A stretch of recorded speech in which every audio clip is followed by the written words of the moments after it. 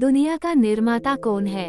आपने अक्सर लोगों से सुना होगा कि ये दुनिया सब ईश्वर गॉड अल्लाह ने बनाई है। इंसान को भी उसी ने बनाया है और उसकी मदद के लिए हर जीव जंतु को भी उसी ने बनाया है। ये सभी लोग ये भी बोलते हैं कि ये दुनिया अपने आप नहीं बनाई है, ये सब ईश्वर भगवान अल्लाह गॉड की बनाई हुई है। ठीक है, अगर आपके इस तर्क को हम मान लेते हैं तो सवाल ये आता है कि क्या भगवान को किसी ने बनाया है या वो खुद से अपने आप बन गया है? आप नहीं जानते हैं कि भगवान खुद से बना है या किसी ने बनाया है, लेकिन फिर भी आप बोलेंगे कि भगवान खुद से ही बना है। यहाँ पर आप अपने ने तर्क को काट रहे हो कि इंसान खुद से नहीं बन सकता है। अगर भगवान खुद से बन सकता है तो इंसान क्यों नहीं खुद से बन सकता है? अगर इंसान को बनाने वाला भगवान है तो भगवान को बनाने वाला भी कोई होगा जो भगवान का भगवान हो सकता है, और उसको बनाने वाला भी कोई होगा।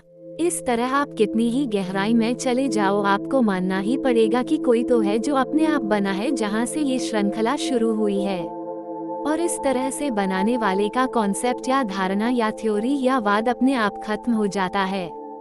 अगर आप सच को समझना नहीं चाहते हैं तो कोई बात नहीं, क्योंकि अरबों खरबों लोग यही करके जा चुके हैं, कोई फर्क नहीं पड़ता है। लेकिन सच को समझना चाहते हैं तो सच यही है कि आप किसी की कठपुतली नहीं हो, कोई आपके कर्म को तय नहीं करता है, क्योंकि कोई आपको बनाने वाला क्रिएटर नहीं है।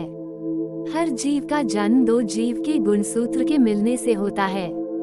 ये दो लोगों की खूबियां कमियों का मिलन होता है, उससे से एक नया जीव बनाता है। ये जीव जब पहली बार बना होगा तब ये आज के समान नहीं होगा। इसका विकास हुआ, इसमें उत्परिवर्तन हुए, तब जाकर ये आज जैसे बना है। आप ये सवाल कर सकते हो कि जिंदगी की शुरुआत में दो जीव कौन होंगे जिनसे हम बने हैं? तो इसका जवाब ये है कि वो जीव जरूर हमारे जैसे ही होंगे, जैसे वानर, चिंपांजी, गोरिल्ला। इनके गुणसूत्र में जब उत्परिवर्तन हुआ होगा तब हमारे जैसे कुछ बना होगा और उसके गुणसूत्र में भी उत्परिवर्तन हुआ होगा। ये प्रक्रिया लाखों बार हुई होगी, इसमें से जो मजबूत गुण होगा वो बच गया होगा, बाकी नष्ट हो गया होगा।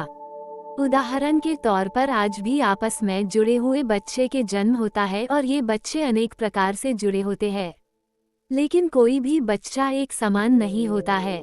इस तरह से कुछ बच्चे ऐसे जन्म लेते हैं जिनके कोई अंग बड़ा होता है या नहीं होता है या दो होते हैं।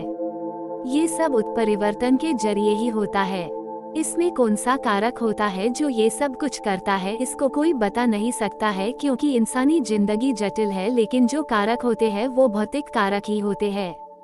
इसलिए हम अगर जिंदगी की शुरुआत में जाते हैं तो हम यही पाते हैं कि जब अणु, परमाणु, तत्व, यौगिक इनका आपस में मिलना बहुत ही ज्यादा गति से हो रहा था, तब एक दुर्घटना से जीवन की उत्पत्ति हो गई और उसमें करोड़ों अरबों उत्परिवर्तन हुए। उसके बाद हम जैसे जीव बन पाए।